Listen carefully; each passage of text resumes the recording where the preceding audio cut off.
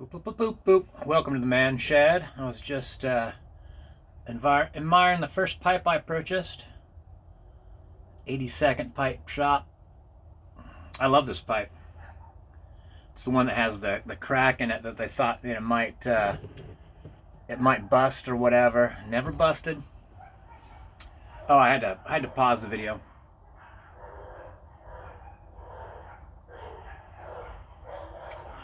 I wonder what that is. That happens every once in a while, like once a day. Maybe they're just getting let out. Poor things. All right, I was thinking about the dangers of being a man in a cave, and I've always had people warn me about it. And I remember, like, I've had enough people warn me about being a hardcore introvert hermit misanthrope. I think that. Oh no, I can hear my other neighbors too, so they have dogs as well. Their dogs might be clashing, probably at the fence. They used to do that at our fence too. Um, Back when Aquila was like full of vim and vigor. Uh, I don't know. I don't know how this man in a cave danger thing works. I could see it happen with people.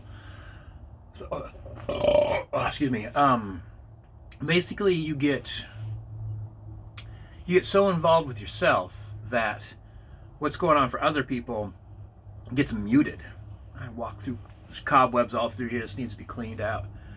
Um, so you have all your like you know those mixing boards that got all the sliders or whatever. You play a video game, you put so many points into strength and some into intelligence or whatever. As you get older, you start sliding those things around, and you think about yourself more.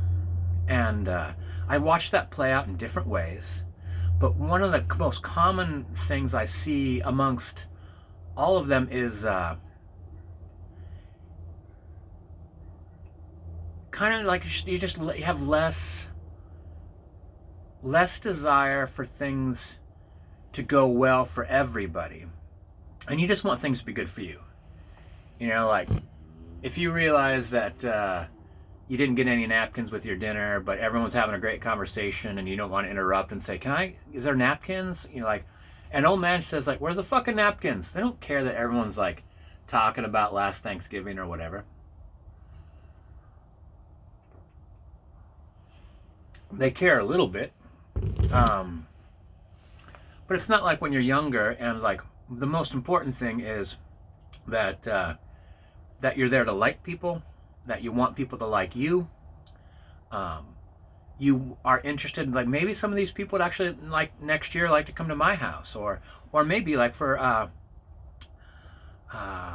another holiday, I might like to host. And some of these people that I'm meeting right now, I'm interested in them. I might want them to come, and and then when I see them, I'm like, hey, didn't you tell me that you got a promotion at your job when we met at Thanksgiving? You want to show them that you're listening to them, that you hope their life is doing better, and things like that. And like, as you get older, like, you start giving less of a fuck. Like, except on the other half of that, I think that older people tend to have like really close connections with fewer people, which seems like an introvert thing. But like, you just watch like a couple of old men just have their couple buddies, and that's just it. That's all the buddies we need. And one of the dangers of that is getting in that bubble cuts you off for a whole lot of different things. You know, different people, different experiences, different ideas and hobbies and cultures. But that's the other thing too. Is like you like, as you get older, and especially if you just like you've been burnt out a little bit on humanity, like you stop caring. It's like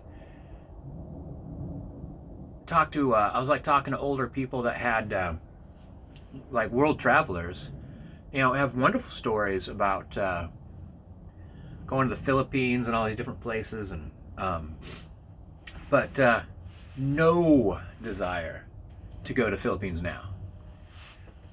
And at first I didn't get that. I'm like, but you had such a wonderful time. Now if you're retired and you have the money, except one of the things I've noticed about camping is the last time I went is I woke up middle of the night and I was fucking cold, like real fucking cold.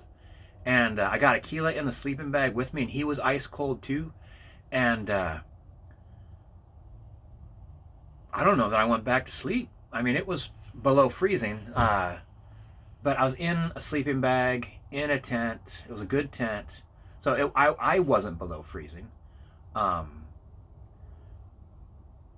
I can remember hundreds of camping trips like that when the temperature dropped for whatever reason because the storm's coming in or whatever, and you just wake up and you're just freezing cold. Or I've camped on granite with got like a camping pad, but camping pad's not a king size mattress. You almost feel like you've done it. Like, oh fuck, I've hiked up above the snow line. I've camped on granite. Like, I've had to get up in the middle of the night and do jumping jacks to get my core temperature up. I don't know. I mean, I get the warnings. I get that it sounds bad. I get that it sounds like something that'd be best avoided. But see, it's the other thing. I know older folks, and they're almost like a meme or whatever. Like the older traveler, especially the Americans with the loud voices, going to France and saying like, you have your own language?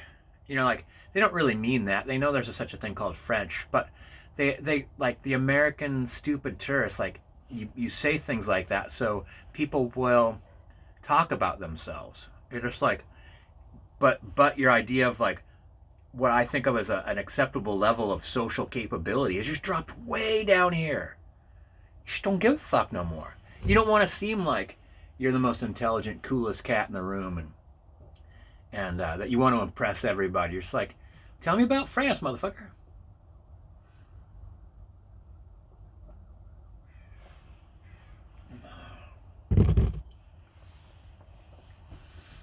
It's not overwhelmingly true.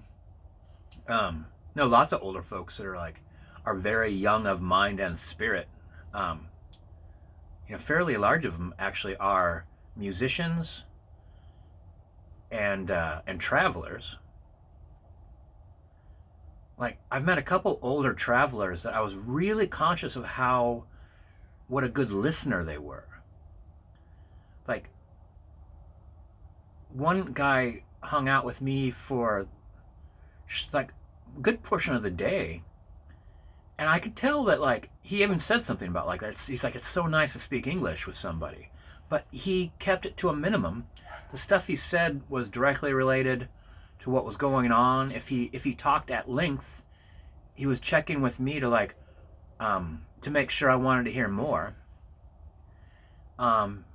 He was very aware. That might have been though that he living in another culture like as he was, that you have to be sensitive, especially if you can't pick up on normal etiquette that you're familiar with. You have to pay close attention to people's response or lack of a response of turning their head away if you do something. They're like, what did I just do that everyone looked away? And you're like, oh, I sat on top of a pillow. So maybe putting your ass on a pillow in this culture is wrong. And it is. And actually that makes a fairly large amount of sense now that I think about it. It's despite having sat on a lot of pillows myself.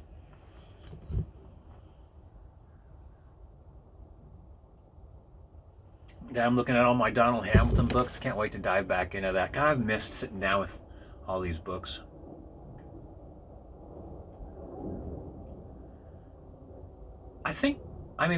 Of the dangers, I think sometimes I see dangers of being old man in a cave, but I'm not afraid of a lot of them. I'm not afraid of being indifferent to people. I'm not afraid of being rude. I was going to say insensitive, except for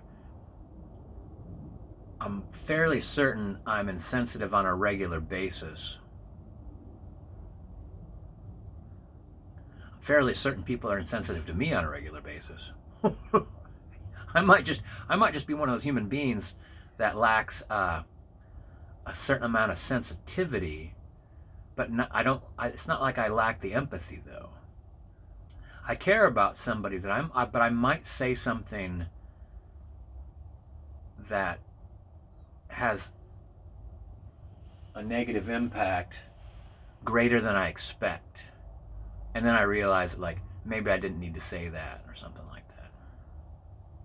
Are we at 10 minutes? I don't know. How do I worry about the time? I don't know.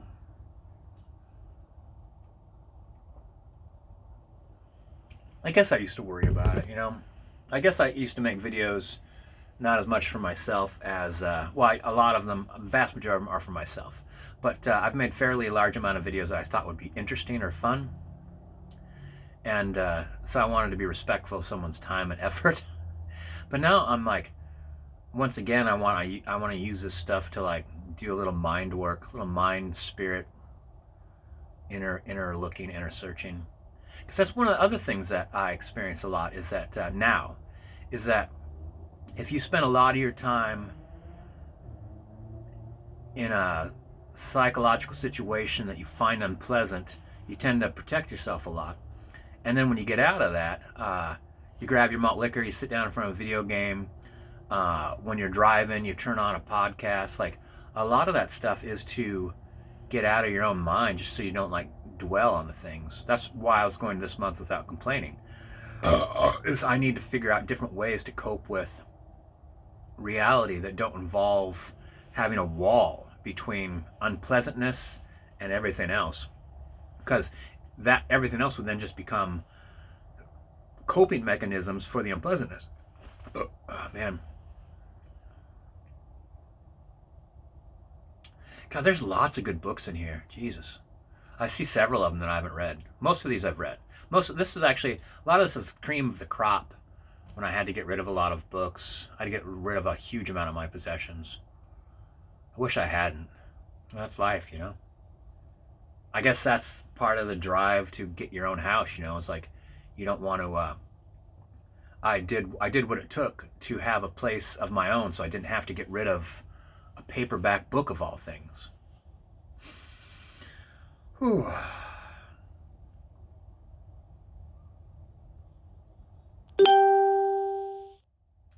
I've gone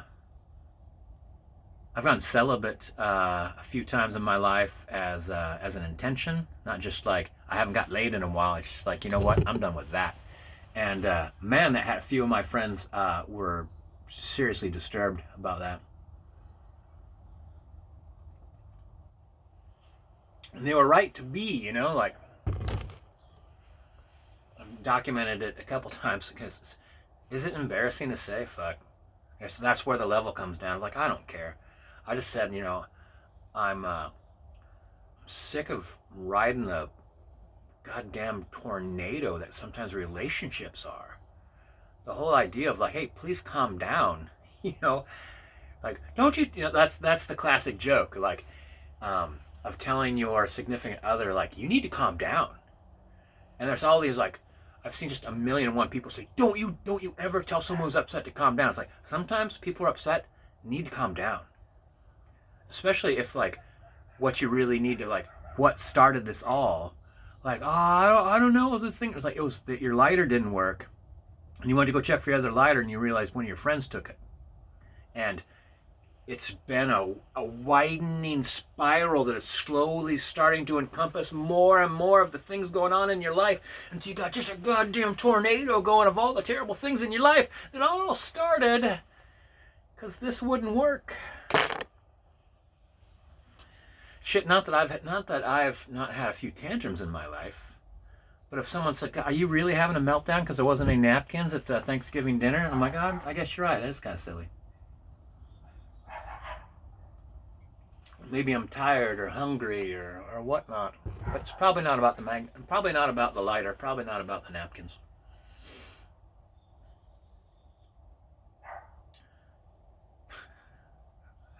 Tangent.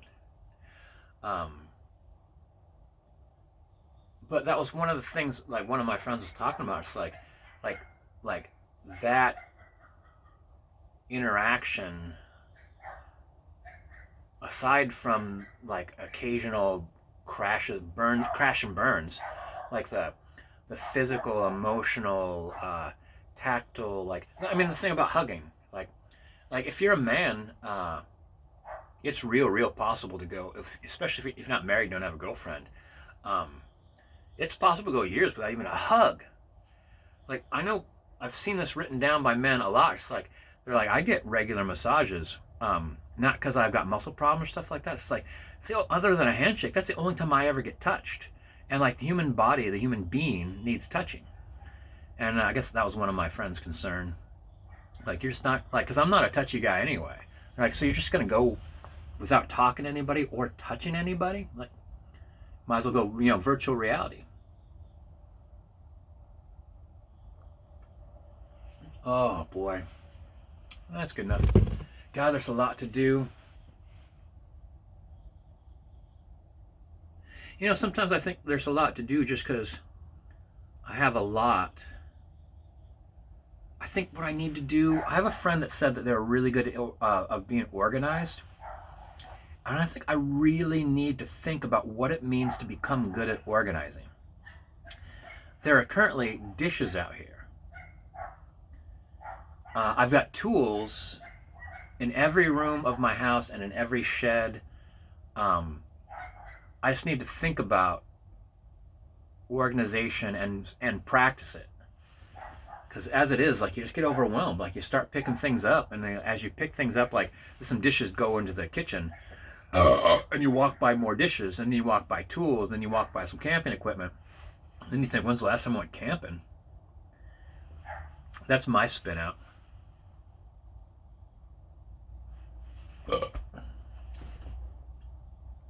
Last 2 days I've had to like burp a lot, but I'm not burping. Like, I feel like I need to burp, and then when I burp, I feel tons better. Maybe I need to drink more carbonated beverages or less. Oh man, I think that's it. There was something else. I mean, I guess the last thing is to avoid the negative things that you feel about things, about relationships, like that tornado thing I just did, like, sounds bitter and angry. But the same thing about people, like, you go deal with the public. That's what kept me off. I was going to go drive out and go hiking yesterday because one of the trails I like opened up near my house. And my first thought was like, God, I don't want to be in traffic. Like, those things, they're like the irritant, in a clam. Like, instead of becoming a pearl, well, it does become a pearl, but if it stays in there long enough, that pearl gets so big it starts taking up too much space inside your shell. And you don't have a lot of space in your shell, in your cave. Yeah, there was, I don't know if I mentioned this, there was a book, maybe I mentioned it right at the beginning, Monkey Wrench Gang, where some guy talked about, like, hiding out from the law in a cave in the Grand Canyon. He's like, oh, once all that snow's in, no one will be back there looking. And someone said basically, like, it's not the effect on you that you're going to notice, it's your inability of being isolated so extremely. It's you trying to reintegrate back into society that's going to show you what actually took place in that cave in your mind. It's like when you try to go back into town and be like a normal guy.